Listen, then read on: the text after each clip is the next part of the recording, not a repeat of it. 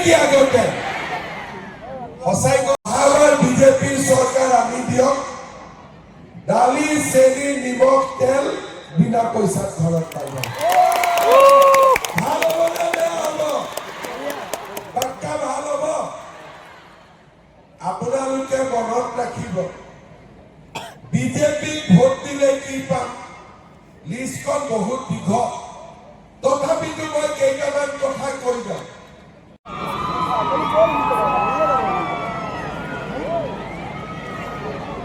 এয়া আমাৰ মাজলৈ আহি আছে অসমৰ সৰ্বকালৰ সৰ্বশ্ৰেষ্ঠ কৰ্মনিৰত জনপ্ৰিয় মুখ্যমন্ত্ৰী ডক্টৰ হিমন্ত বিশ্ব শৰ্মা মহোদয় লগতে হ'ব দিছে আমাৰ স্থানীয় বিধায়িকা তথা অসম চৰকাৰৰ বিত্ত মহিলা শিশু কল্যাণ দপ্তৰৰ মন্ত্ৰী চৰ্দাৰ সন্মানীয় শ্ৰীযুতা অজন্তা গাগৰিয়ানী লগতে হ'ব দিছে অনাৰেবল আমাৰ সন্মানীয় মন্ত্ৰী অতুল বৰা ডাঙৰীয়া সংঘ প্ৰদান কৰিছে কাজিৰঙা লোকসভা সমষ্টিৰ সাংসদ কামাখ্যা প্ৰসাদ দাস ডাঙৰীয়া সংঘ প্ৰদান কৰিছে সৰ্বদা সমষ্টিৰ জনপ্ৰিয় বিধায়ক বিশ্বজিৎ ফুকন ডাঙৰীয়া সমাজকৰ্মী পৰাগ কুমাৰ কাকতি ডাঙৰীয়া আয়ুক্ত মহোদয় গোলাঘাট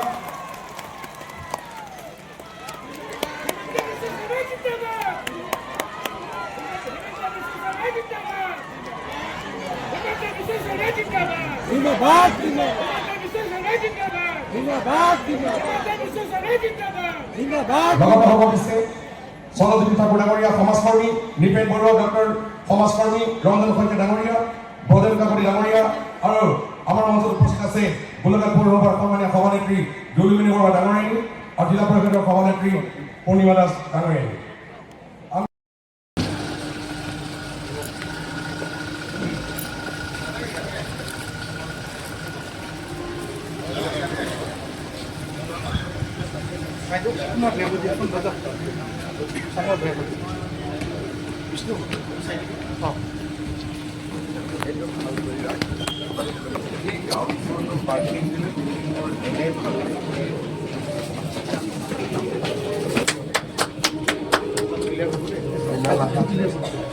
বাইদেউ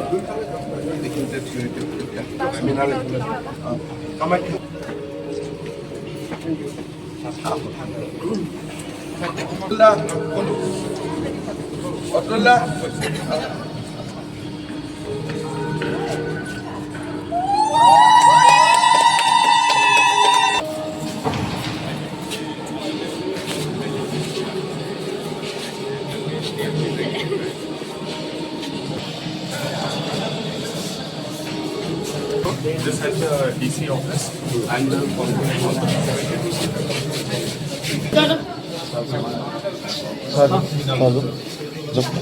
MLA sir.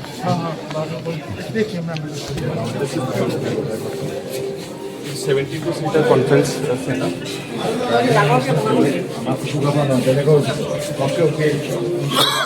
आइए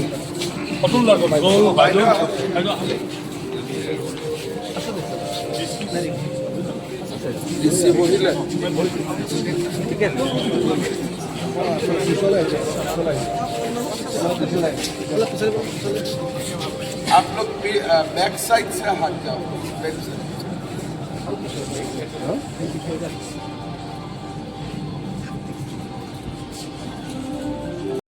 আজি আমাৰ মহিলা উদ্যমিতাৰ এখন ৯৯তম সভা আছিল আৰু লাহে লাহে উদ্যমিতা অভিযানৰ পুঁজি বিতৰণ প্ৰায় সম্পূৰ্ণ হোৱাৰ পথত গোলাঘাটত আজি প্ৰায় ৩৮,০০০ মহিলা এই আঁচনিৰ দ্বাৰা উপকৃত হৈছে ইয়াৰ লগতে আজি গোলাঘাটৰ অসম মালাৰ এটি খুব গুৰুত্বপূৰ্ণ পথ দেৰগাঁৱৰ পৰা গোলাঘাট সংযোগী এই পথটিও আজি আমি উদ্বোধন কৰিলোঁ কেইবাখনো বিদ্যালয় য'ত আমি ৭ কোটি টকাকৈ দি নতুনকৈ নিৰ্মাণ কৰিছিলোঁ আৰু আটাইতকৈ এটা সুন্দৰ ভৱন আজি আমি উদ্বোধন কৰা আমাৰ সৌভাগ্য হ'ল সেয়া হ'ল গোলাঘাট জিলাৰ সংহত জিলা আয়ুক্তৰ কাৰ্যালয় মোৰ দৃষ্টিত আমি একেলগে 10টা জিলা আয়ুক্তৰ কাৰ্যালয় আৰম্ভ কৰিছিলোঁ বঙাইগাঁও নলবাৰী আমাৰ ডিফু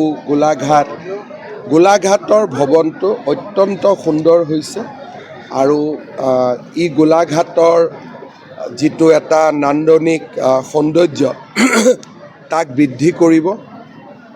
সুন্দৰ মুকলি মঞ্চ এখনো আজি উদ্বোধন হ'ল। বিকাশ আৰু মহিলাৰ সবলীকৰণ, আজি দুইটা অনুষ্ঠানতে উপস্থিত থাকিবলৈ পাই মই গৌৰৱ অনুভৱ কৰিছোঁ। ইতিমধ্যে অখিল গগৈ 31 তাৰিখ ডেডলাইন দিছিলে, আকৌ নিমখ ঢালিব নেকি মিত্ৰতা? চাওক, কথাটো হ'ল এনেকুৱা যে তেওঁলোকে মিত্ৰতাৰ নামত হোটেল লিলিৰ পৰা আৰম্ভ কৰি বিহালীৰ ধাবালৈকে যোৱা 4টা বছৰ এনেকৈয়ে তেওঁলোক চলি আছে। গতিকে তেওঁলোকৰ ৰাজনৈতিক দৰ্শন কথা বতৰা বুজাত অসুবিধা। অখিল গগৈ আজি কিবা এটা কৈছে, আকৌ 1 তাৰিখে কিবা এটা বেলেগো ক'ব পাৰে। সেইকাৰণে যিদিনাখন কিবা এটা ফাইনেল হ'ব সিদিনাখনেই কমেণ্ট দিয়া ভাল। আগতে কমেণ্ট দিলে কমেণ্টটো এনেই যায়, কাৰণ মূল উদ্দেশ্যটোৱে নোহোৱা হৈ যায়, তো কমেণ্টটোও নোহোৱা হৈ যায়। সেইকাৰণে মই ভাবোঁ যে 31 তাৰিখে কিবা এটা ক'লেও আপোনালোকে বিশ্বাস কৰিব নালাগে। মনোনয়ন পত্ৰ দিয়াৰ শেষ দিনটোৰ শেষ ঘণ্টালৈকে আপোনালোকে অপেক্ষা কৰিব লাগিব, কাৰণ তেওঁলোকৰ কথাৰ কোনো নিশ্চয়তা নাই। পাকিস্তানৰ কথা ওলোৱাৰ লগে লগে গৌৰৱ গগৈ এটাই কথা কয় যে হুইজ হিমন্ত বিশ্ব শৰ্মা। চাওক, হুইজ হিমন্ত বিশ্ব শৰ্মা অতি চিম্পল। মোৰ দেউতাৰ নাম কৈলাশ নাথ শৰ্মা, মাৰ নাম মীলানিধি দেৱী, ইমানেই আৰু। আমিতো সাধাৰণ মানুহ। মোৰ দেউতাটো আৰু অসমৰ মুখ্যমন্ত্ৰী নাছিলে, গতিকে হুইজ বুলি ক'লেনো আমি কি উত্তৰ দিম? এতিয়া আপোনাকে যদি মই সোধোঁ হু আৰ ইউ, আপুনি কি উত্তৰ দিব? চিম্পলি ক'ব লাগিব সাংবাদিকতা কৰোঁ, দেউতা আমাৰ ইয়াতে জন্ম, ইমানেইতো ক'ব, আৰু কি ক'ব? এতিয়াতো মইতো ক'ব নোৱাৰোঁ আই এম এ চন অফ অমুকে নমুক বুলি। ছাৰ, মিত্ৰতা সন্দৰ্ভত কি হ'ব? অগপই এবাৰ 50খন চিট বিচাৰিছে। চাওক, অগপই, মই যোৱাকালিও কৈছোঁ যে বিজেপি আৰু অগপৰ মিত্ৰতা 2টা ইলেকশ্যনত হৈ গৈছে। গতিকে আমাৰ মিত্ৰতাৰ যিটো মানদণ্ড সেইটো আমি 2টা দলেই বুজি পাওঁ যে আমি ইমান, তেওঁলোক ইমান। চিটৰ তাৰতম্য হ'ব পাৰে। গতিকে 50টা 60টা আমাৰ অসমত AGP বিজেপিয়ে লগ লাগি প্ৰতিদ্বন্দ্বিতা কৰাও 50টা ভাল চিট নাই।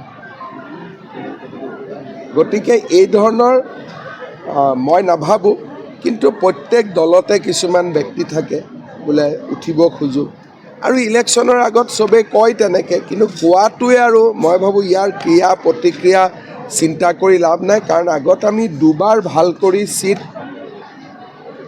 বুজাবুজি কৰিব পাৰিছোঁ। পঞ্চায়ত ইলেকশ্যনতো আমাৰ চিটৰ বুজাবুজি ধুনীয়াকৈ হৈছে। গতিকে মই নাভাবোঁ যে আমাৰ ফালে চিটক বুজাবুজিলৈ ইমান কিবা খেলি মেলি আছে। গোলাঘাট জিলা দেৰগাঁৱত চবৰে চকু, কি হ'ব, কোনে পাব চিট, এই ধৰণৰ কথা চলি আছে। যোনে জিকিব সিয়ে পাব, চিম্পল কথা। AGP দখলত আছে, কাৰ দখলত আছে কাৰ দখলত নাই বেলেগ কথা, যোনে জিকিব তেওঁৱে পাব। CPI ইতিমধ্যে কাঠাৰে 3খন আৰু CPI 7খন আসন দিছে, কি প্ৰভাৱ? মই ক'লোঁ নহয়, এওঁলোকৰ কোনো প্ৰভাৱ কমেণ্ট চিন্তা কৰি লাভ নাই। কালি পৰহি আকৌ লগ লাগিব পাৰে। গোলাঘাটত প্ৰাইভেট থাকিবনে? ইয়াততো বেলেগ কোনেও বিচৰাও নাই, সেইধৰণেতো বিচৰা কোনো কেণ্ডিডেটো নাই।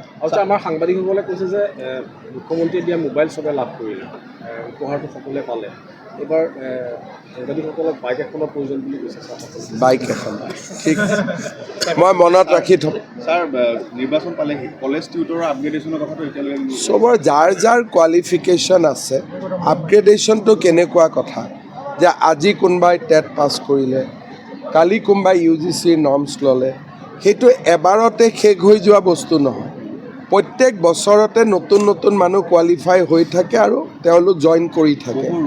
ই এটা প্ৰক্ৰিয়াৰ মাজেৰে প্ৰত্যেক বছৰে হৈ থাকে, কাৰণ আজি মোৰ UGC নাই, অহাকালি UGC হৈ গ'ল।